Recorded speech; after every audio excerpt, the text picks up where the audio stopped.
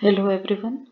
तो आज हम लोग हमारा क्लास 9th की बायोलॉजी का सेकंड जो टॉपिक है वो चालू करने वाले हैं, जो कि है टिश्यूज़। टिश्यूज़ में हम दो टाइप के टिश्यूज़ कंप्लीट करेंगे, एक तो है प्लांट टिश्यू और दूसरा है एनिमल टिश्यूज़। तो आगे बढ़ते हैं। सबसे पहले हम देखते हैं कि टिश्यू होते क्या हैं। तो group of cells having common origin and performing similar function are called tissues. तो टिश्यूज उनको बोला जाता है जो ग्रुप ऑफ सेल्स होते हैं, खूब सारे एक जैसे सेल मिलके एक टिश्यू बनाते हैं। तो सेल जैसे कि ये एक सेल है, इंटेस्टाइन का सेल का एग्जाम्पल है। तो ये इंटेस्टाइन का एक प्रकार का सेल है, खूब सारे सेल मिलके एक टिश्यू बना रहे हैं। जब ये टिश्यू जो है एक साथ काम करने लगते हैं तो वो एक ऑर्गन बनाते हैं। ठीक है। तो ये सारे टिश्यू स्पेशलाइज्ड हैं एब्जॉर्प्शन में, क्योंकि ये इंटेस्टाइन के टिश्यू है। तो ये मिलके इंटेस्टाइन बना लिए हैं जो एक ऑर्गन है। फिर खूब सारे अलग अलग जो ऑर्गन है जो वो मिलके ऑर्गन सिस्टम बनाएंगे। जैसे कि हमारा लिवर हो गया, लार्ज इंटेस्टाइन हो गया, स्मॉल इंटेस्टाइन हो गया, ये सारे मिलके एक ऑर्गन सिस्टम बना रहे हैं। और बहुत सारे ऑर्गन सिस्टम इन्वॉल्व होते हैं एक ऑर्गेनिज्म या कॉम्प्लेक्स ऑर्गेनिज्म बनाने में। तो ये पूरा प्रोसेस है। टिश्यूज के बारे में फिर से पढ़ते हैं कि group of cell having common origin and performing similar function. तो ये एक group of cell, common type के सेल जो मिलके एक सिमिलर टाइप के फंक्शन करने वाले हैं, वो मिलके एक टिश्यू बनाते हैं। तो body of plant and animal is made up of different type of cell. This cells originate from single cell by repeated division. तो हमने सेल थ्योरी में ये पढ़ा है कि एक सेल का जो है वो दूसरे सेल से ही बन के आता है। तो ये वही चीज बताने की कोशिश कर रहा है कि ये जो है, ये एक सेल जो है ये डिवाइड हो के बहुत सारे सेल बनाएगा और बहुत सारे सेल मिलके एक टिश्यू बनेंगे। यूनिसेल्युलर ऑर्गेनिज्म में इसका थोड़ा अलग होता है, क्योंकि यूनिसेल्युलर ऑर्गेनिज्म में एक सिंगल सेल है जो कंप्लीट बॉडी है और वही काम कर रही है। पर मल्टीसेल्युलर ऑर्गेनिजम्स में टिश्यू बनाता है और टिश्यू फिर आगे के काम या प्रोसेसेस करते हैं। Several cell are organised to form a tissue. ये मैंने अभी बता दिया कि सेवरल सेल जो है वो मिलके टिश्यू बनाते हैं, टिश्यू जो है मिलके ऑर्गन्स बनाते हैं, ऑर्गन्स मिलके ऑर्गन सिस्टम बनाते हैं और बहुत सारे ऑर्गन सिस्टम मिलके एक ऑर्गेनिज्म बनाते हैं। ये एक ऑर्गेनिज्म में काम करते हैं। Tissue and division of labour. तो ये जो कॉम्प्लेक्स ऑर्गेनिज्म है, जैसे कि हम हो गया या फिर कोई भी कॉम्प्लेक्स ऑर्गेनिज्म है, इसमें डिवीजन ऑफ लेबर रहता है, यानी कि हर काम के लिए अलग प्रकार के टिश्यू मौजूद हैं। जबकि यूनिसेल्युलर ऑर्गेनिज्म जैसे कि आपके अमीबा हो गए, तो यूनिसेल्युलर ऑर्गेनिज्म में एक सेल में ही पूरे काम हो रहे हैं। जबकि यहाँ पे अलग अलग प्रकार के सेल हैं, अलग अलग प्रकार के टिश्यू हैं जो स्पेशलाइज्ड हैं। यानी कुछ सेल्स जो हैं वो एब्जॉर्प्शन ही करेंगे, कुछ सेल्स जो है वो आरबीसी जैसे काम करेंगे जो ऑक्सीजन लाना ले जाना करेंगे। तो हर काम के लिए एक एक सेल बना हुआ है। तो इसमें डिवीजन ऑफ लेबर है, यानी काम का बंटवारा किया गया है। तो इन complex organism different task are carried out by different organs and organ systems, उसे डिवीजन ऑफ लेबर बोला जाता है। स्टडी ऑफ टिश्यूज को हिस्टोलॉजी बोला जाता है। जो हम स्टडी करते हैं टिश्यूज की, उसे हिस्टोलॉजी बोला जाता है। तो हम आगे बढ़ते हैं। ये टिश्यू का डेफिनेशन है। अगर टिश्यू पे कोई क्वेश्चन आए तो हमें ये कुछ बातें जो है वो लिखनी है। अब हम चालू करने वाले हैं प्लांट टिश्यूज।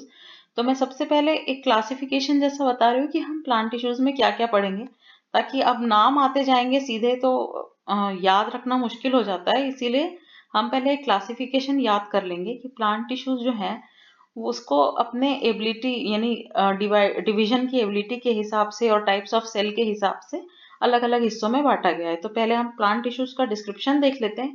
यही सारे टिश्यूज जो हैं वो हम प्लांट टिश्यूज में कंप्लीट करेंगे। तो सबसे पहले प्लांट टिश्यू को डिवाइड किया गया है मेरिस्टेमेटिक टिश्यू और परमानेंट टिश्यू में। तो ये फर्स्ट डिवीजन है। अब मेरिस्टेमेटिक टिश्यू के और तीन हिस्से भी हैं जो हम लोग अगले स्लाइड में पढ़ेंगे। उसके बाद परमानेंट टिश्यू है। परमानेंट टिश्यू को फिर दो हिस्सों में डिवाइड किया गया है, सिंपल परमानेंट टिश्यू और कॉम्प्लेक्स परमानेंट टिश्यू।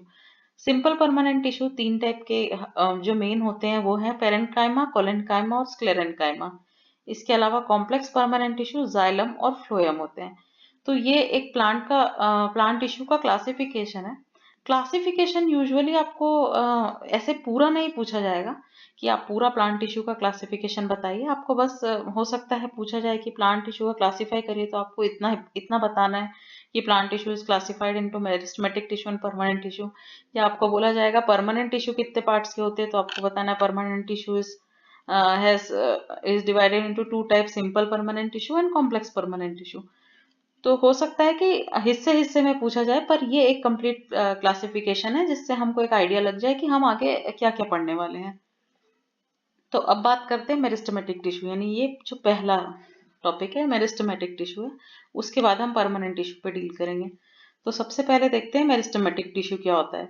तो मेरिस्टेमेटिक टिश्यू जो है, अब जैसे नाम से ही समझ आ रहा है कि एक ये मैं समझ सकती हूँ कि ये परमानेंट टिश्यू जो है उसका नाम आपको समझ आ रहा होगा कि ये कुछ तो भी परमानेंट है, और मेरिस्टेमेटिक का भले आपको मतलब नहीं समझ पा आ रहा होगा।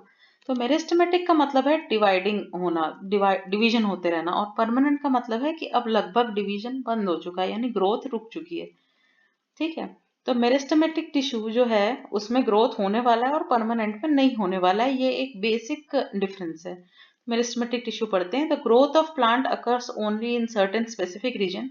तो प्लांट जो है वो कुछ कुछ रीजन्स में ही ग्रो करता है, ऐसा नहीं है कि पूरा प्लांट ऐसे बढ़े जा रहा है। प्लांट में स्पेसिफिक एरिया रहते हैं जहाँ पे ग्रोइंग सेल्स रहते हैं, और उन एरियाज पे फिर वो ग्रो करता है। जैसे कि एपेक्स वाला जो रीजन रहता है, अपाइकल रीजन जो रहता है, वहां पे प्लांट ग्रो करते हैं। ये हम लोग नेक्स्ट स्लाइड में पढ़ेंगे, पर अभी क्योंकि हम लोग एग्जाम्पल पढ़ रहे हैं तो मैं बता रही हूँ कि अपाइकल रीजन में जो है टिप पे ग्रो करता है प्लांट।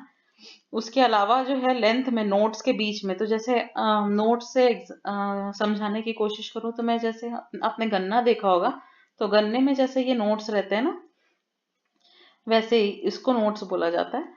तो नोड्स के बीच में डिवाइड करता है मेरिस्टेमेटिक टिश्यू। ठीक है, तो ये ऐसे कुछ हिस्से हैं जो डिविजिबल रहते हैं, यानी कि जहां से प्लांट बढ़ना चालू करता है, जहां पे ये मेरिस्टेमेटिक टिश्यू या सेल्स पाए जाते हैं जो लगातार डिवाइड होंगे और प्लांट को बड़ा होने में हेल्प करेंगे, यानी प्लांट उससे बड़ा होगा। तो हम लोग इसके आगे जाते हैं। Growth of plant occurs only in certain specific region. This is because the dividing tissue is known as meristematic tissue. मेरिस्टोस का मतलब वही डिविजिबल होता है। तो मैंने आपको बताया कि मेरिस्टोस का मतलब डिविजिबल है, यानी यहाँ पे डिवीजन होगा, और परमानेंट का मतलब डिवीजन अब खत्म हो चुका है। तो ये ग्रोथ के लिए है, यानी कि अगर हम ह्यूमंस की भाषा में बोलें तो ये मेरिस्टेमेटिक टिश्यू बच्चों में रहेगा, बच्चों में यानी प्लांट के बच्चों में। और जब तक वो ग्रोथ लेंगे और बड़े हो जाएंगे तब तक मेरिस्टेमेटिक टिश्यू काम करेगा, यानी ग्रोथ का एक उम्र होगा। उसके बाद परमानेंट टिश्यू काम करेंगे, यानी कि अब वो टिश्यू परमानेंट हो चुके हैं, ऐसा। तो प्लांट के एस्पेक्ट में हम ऐसे समझेंगे। Meristematic tissues are made up of group of similar immature cell which can divide to form new cells. तो यहाँ पे हम देख सकते हैं कि लगभग सिमिलर सेल्स हैं। ये एक माइक्रोस्कोपिक व्यू है सेल का। ठीक है, तो यहाँ पे देखो इस टिश्यू में लगभग सिमिलर सेल है, सिमिलर शेप और साइज के सेल्स हैं। तो एक टाइप के सेल रहेंगे, इमेच्योर सेल रहेंगे, लेकिन ये डिवाइड करने के लिए बहुत तेज रहेंगे, इसमें अच्छा खासा डिवीजन होते रहेगा। एक तो ये कंटिन्यूअसली डिवाइड होंगे, दूसरा उसके कारण ही प्लांट की थिकनेस और हाइट दोनों में इंक्रीज होगा, यानी कि हाइट इंक्रीज करने के लिए हमारे अपाइकल और ये टिश्यू जो है हेल्प कर रहे हैं, जो इंटरनोडल टिश्यूज हैं। इसके अलावा लेटरल टिश्यूज भी होते हैं जो थिकनेस में हेल्प करते हैं, जो प्लांट को थिक करने में ग्रो करते हैं। तो प्लांट जो है इनके ग्रोथ की वजह से लंबा होगा और मोटा भी होगा। कैरेक्टरिस्टिक्स ऑफ मेरिस्टेमेटिक टिश्यू क्या क्या है, तो अब ये माइक्रोस्कोपिक व्यू मैंने इसलिए दिया है क्योंकि हम ये कैरेक्टरिस्टिक समझ सके। मेरिस्टेमेटिक टिश्यू में भी ओवल, राउंड, पॉलीगोनल और रेक्टेंगुलर। तो या तो वो राउंड हो सकता है, ये सारे वर्ड्स जो हैं मैथ्स में पढ़े ही होंगे, या तो राउंड हो सकता है, या तो ओवल हो सकता है, या रेक्टेंगुलर हो सकता है, या पॉलीगोनल हो सकता है। ठीक है, तो ये चारों पांचों में से कोई भी शेप हो सकता है, लेकिन होंगे सब एक जैसे, जिस एरिया के हैं उसके हिसाब से एक जैसे होंगे।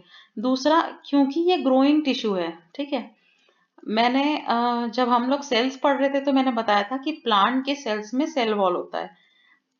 सेल वॉल जो है वो स्ट्रेंथ प्रोवाइड करता है, पर अभी ये ग्रोइंग टिश्यू है। ग्रोइंग टिश्यू जो है वो उतना स्ट्रेंथ वाला नहीं रहता है, यानी नरम रहता है, उतना हार्ड नहीं रहता है। हम लोग जो ग्रोइंग बड्स होते हैं वो हम लोग देखते हैं कि प्लांट के जो ग्रोइंग पत्ते होते हैं या ग्रोइंग स्टेम होते हैं वो नरम होते हैं, जबकि फुल्ली ग्रोन प्लांट जो रहता है या फुल्ली ग्रोन ट्रीज जो रहते हैं वो हार्ड रहते हैं। तो हार्ड वो क्यों होते हैं? क्योंकि उनका सेल वॉल थिक है। पर अभी क्योंकि ये मेरिस्टेमेटिक टिश्यू आपका ग्रोइंग टिश्यू है तो इसका सेल वॉल जो है ये पतला रहेगा। ये देखो, ये पतले पतले सेल वॉल है ना, तो ये पतला रहेगा। दूसरा, ये एक तो एक शेप की बात हो गई। दूसरा कि वॉल्स इसके थिन रहेंगे, इलास्टिक रहेंगे और सेल्यूलोज से बने रहेंगे। जो मटेरियल जिससे वॉल बना हुआ है वो सेल्यूलोज है। इसके अलावा ये क्लोजली अरेंज रहेंगे। ये देखो लगातार क्लोजली अरेंज है, एक भी स्पेस नहीं है, जो दो सेल्स के बीच में स्पेसेस नहीं है, ये एकदम क्लोजली अरेंज सेल्स हैं। तो इनके बीच में इंटरसेल्यूलर स्पेसेस यानी दो सेल के बीच के स्पेसेस नहीं रहेंगे या कम रहेंगे। इसके अलावा इनके अंदर एक डेंस साइटोप्लाज्म रहेगा। देखो इसमें डेंस साइटोप्लाज्म दिख रहा है, ये जो हरा हरा है वो साइटोप्लाज्म है और आपका जो रेड कलर है वो न्यूक्लियस है।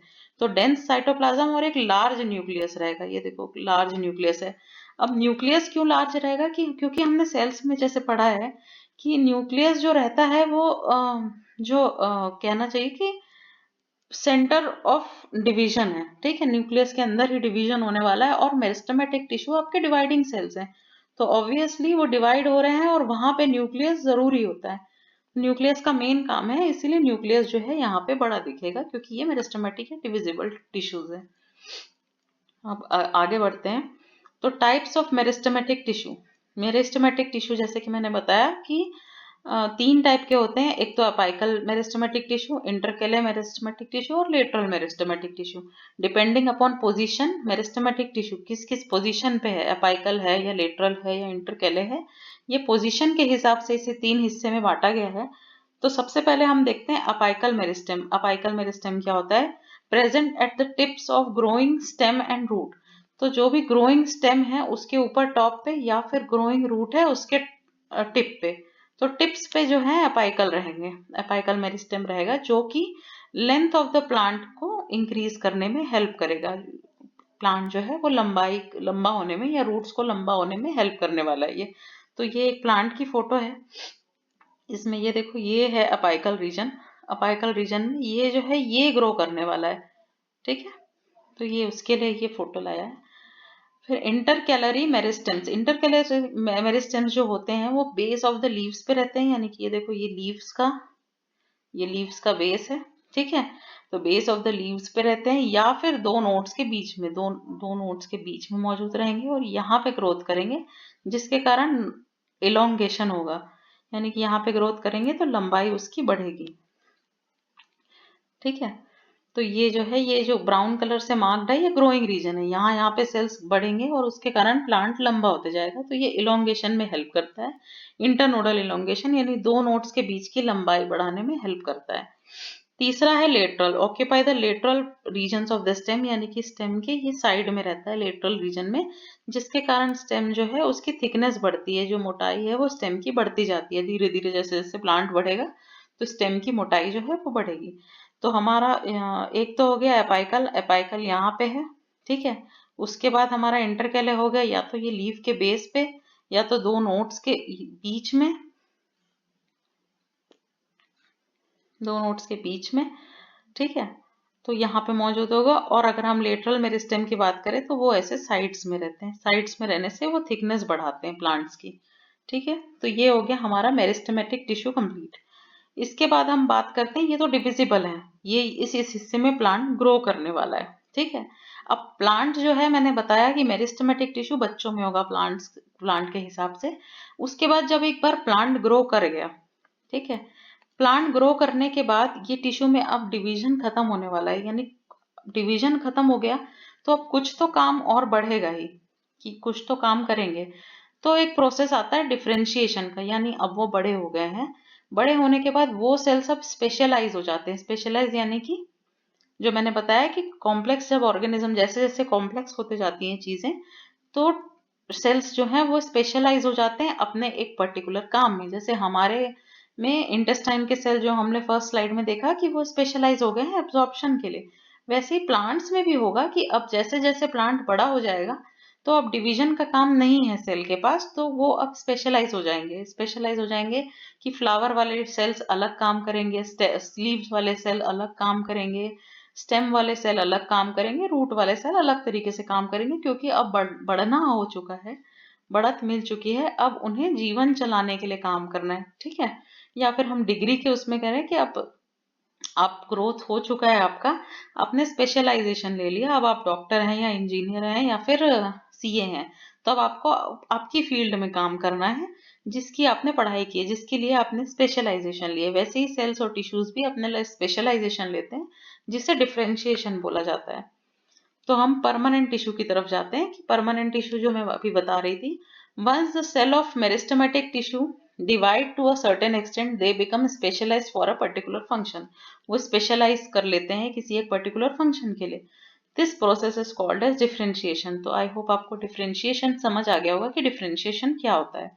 एक बार मेरिस्टेमेटिक टिश्यू पूरी तरीके से डिवाइड कर लेते हैं तो वो उसके बाद एक पर्टिकुलर फंक्शन के लिए स्पेशलाइज कर जाते हैं। उस स्पेशलाइजेशन के प्रोसेस को डिफरेंशिएशन बोला जा रहा है, यानी कि अब वो एडल्ट हो चुका है, अब उसने अपनी पूरी पढ़ाई कर ली, अब उसने एक क्षेत्र चुन लिया है कि अब मैं ये काम करूंगा, ऐसा। Once the differentiation is accomplished the cells lose their capability to divide. जैसे ही उसने स्पेशलाइजेशन हासिल कर ली, अब वो लंबा चौड़ा या मोटा नहीं होगा, उन्होंने डिवाइड करने की कैपेबिलिटी अब लूज कर दी है, अब वो एक परमानेंट टाइप के टिश्यू बन गए।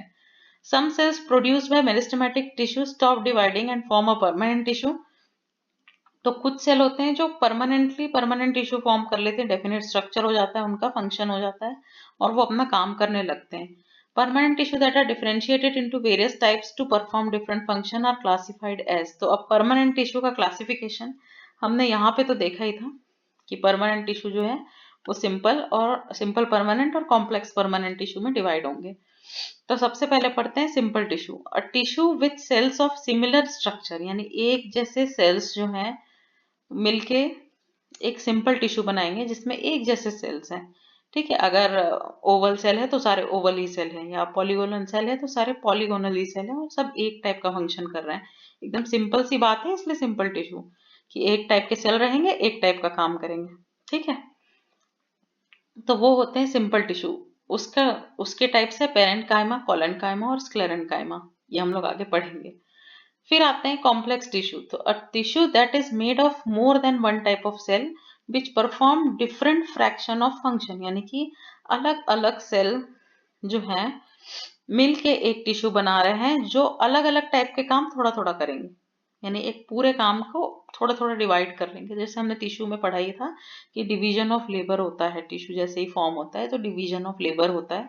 तो वैसे ही कॉम्प्लेक्स टिश्यू वो टिश्यूज हैं जिसमें अलग अलग टाइप के सेल्स जो हैं मिलके एक जगह आ रहे हैं और अलग अलग प्रकार के काम कर रहे हैं। ठीक है, उसके एग्जाम्पल है जाइलम और फ्लोएम।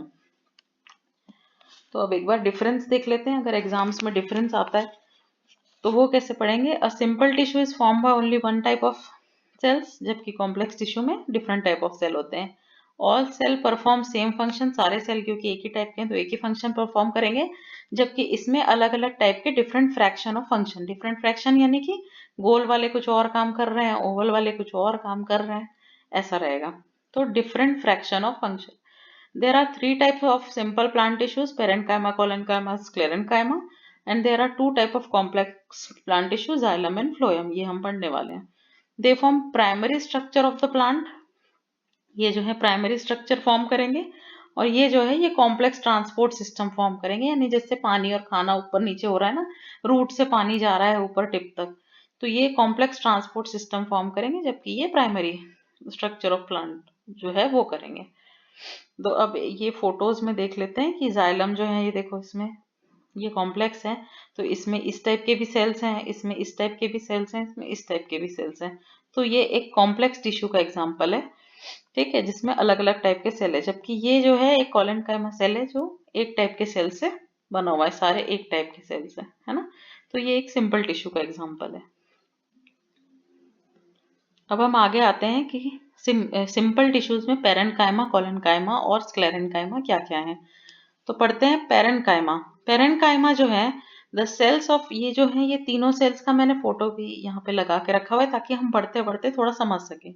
तो cells of parenchyma have thin cell wall, तो यहाँ पे देख सकते हो इनका सेल वॉल कितना थिन है ना, इस सेल का सेल वॉल जो है वो थिन है, थिन सेल वॉल, और दे आर लिविंग, तो ये लिविंग हो गया, जिंदा है ये, ठीक है, ये भी लिविंग है, और ये जो है ये डेड है, ठीक है। तो पेरेन्काइमा जो है लिविंग सेल है, दो दो चीजें हमने पढ़ ली कि ये लिविंग सेल है, ये जो है पतले से सेल वॉल है इसके, ठीक है, इसके थोड़े और थिक सेल वॉल है, इसके ज्यादा थिक सेल वॉल है। तो अब पेरेन्काइमा के बारे में ही पढ़ रहे हैं पहले। लूजली पैक्ड है, ये देखो लूजली है, इनके बीच में दो सेल्स के बीच में कितनी सारी जगह है, तो लूजली पैक्ड है, ठीक से पैक्ड नहीं है, इंटरसेल्यूलर स्पेसेस मौजूद है, और ये एक लिविंग सेल है। They are generally present in all organs of plants and makes the largest portion of the plant body, तो प्लांट बॉडी में सबसे ज्यादा कौन सा सेल पाया जाता है, तो पेरेन्काइमा पाया जाता है, ठीक है। दे आर ओवल, स्फेरिकल और रेक्टेंगुलर और सिलेंड्रिकल, तो किसी भी टाइप के हो सकते हैं। सेल वॉल जो है वो सेल्यूलोज और पेक्टिक मटेरियल से बना हुआ है, तो सेल वॉल का कॉम्पोजिशन भी आपको बता दिया हमने, मेरिस्टेमेटिक का भी पढ़ा कि उसका सेल वॉल सेल्यूलोज से बना रहता है, यहाँ पे सेल वॉल सेल्यूलोज और पेक्टिक मटेरियल से बना रहता है। अब इसके फंक्शन क्या क्या है इस टाइप के सेल के, तो फंक्शन इसका पैकिंग मटेरियल है, क्योंकि सबसे ज्यादा मौजूद है तो पैकिंग मटेरियल तो है ही। To provide support and to store food, क्योंकि ये सबसे ज्यादा मात्रा में मौजूद है तो ये सपोर्ट तो देंगे ही, साथ में फूड स्टोरेज के भी काम करेंगे। कुछ प्लांट्स में, हाँ, कुछ प्लांट्स में इस सेल्स के अंदर, पेरेन्काइमा सेल्स के अंदर क्लोरोफिल भी पाया जाता है। तो सेल्स में हमने पढ़ा है कि क्लोरोफिल क्या काम करता है, फोटोसिंथेसिस का काम करता है। तो यहाँ पे फोटोसिंथेसिस का काम करने वाले पेरेन्काइमा सेल्स को क्लोरेन्काइमा बोलते हैं, क्योंकि क्लोरोफिल मौजूद है तो उसे क्लोरेन्काइमा बोल देते हैं। क्लोरेन्काइमा और कोलेन्काइमा दोनों अलग है, ठीक है। क्लोरेन्काइमा आपके पेरेन्काइमा का ही एग्जाम्पल है जिसमें क्लोरोफिल मौजूद है, जबकि कोलेन्काइमा एक परमानेंट टिश्यू का एग्जाम्पल है, सिंपल परमानेंट टिश्यू का। इसके अलावा एक्वेटिक प्लांट जो रहते हैं, जो पानी वाले प्लांट्स रहते हैं, उसमें बहुत ज्यादा जो है लार्ज एयर कैविटीज मौजूद रहती है, यानी प्लांट के सेल के अंदर हवा के बड़े बड़े बैलून जैसे रहेंगे, क्यों, क्योंकि उनके पत्तों को ऊपर तक आना रहता है, ठीक है, तैरना रहता है पानी के ऊपर, ताकि वो सनलाइट ले सके। जैसे अब लोटस के पत्तों को देखते हैं ना, तो लोटस के पत्ते पानी के सरफेस के ऊपर रहते हैं, तो लोटस के पत्तों को तैरने के लिए उनके जो सेल्स हैं उसमें बहुत बड़े बड़े एयर कैविटीज रहेंगे, ताकि वो हल्के हो सके और पानी के ऊपर आ सके और सनलाइट ले सके। तो उस टाइप के पेरेन्काइमा को एरेन्काइमा बोलते हैं। एरेन्काइमा क्यों बोलते हैं, क्योंकि उसमें एयर कैविटीज मौजूद है, ठीक है। क्लोरोफिल मौजूद होगा तो क्लोरेन्काइमा, एयर मौजूद होगा तो एरेन्काइमा। अब पढ़ते हैं कोलेन्काइमा के बारे में। ये जो है ये कोलेन्काइमा सेल्स है। Cells of collenchyma are polygonal, ये देखो क्रॉस सेक्शन में पॉलीगोनल है, और ऐसे में लंबे कॉलमनर सेल्स दिखेंगे ऐसे में, और ये क्रॉस सेक्शन में अगर स्टेम को ऐसे बीच से काटा जाए, ठीक है, एक मान लो ये प्लांट का स्टेम है, तो अगर प्लांट के स्टेम को ऐसे काटा जाए, ठीक है, तो ये वाला डायग्राम सामने आएगा, तो ये क्रॉस सेक्शन बोला जाता है इसको। तो इसमें हम देखेंगे कि पॉलीगॉन शेप के सेल्स हैं। तो मैंने पिछली साइड में बताया था कि पॉलीगॉन क्या होता है, तो ये पॉलीगॉन टाइप के सेल होते हैं, ठीक है, मैथ्स में पढ़े होंगे हम, जिसके ज्यादा साइड्स होते हैं वो पॉलीगॉन सेल्स होते हैं। तो इसमें पॉलीगॉन सेल्स हैं।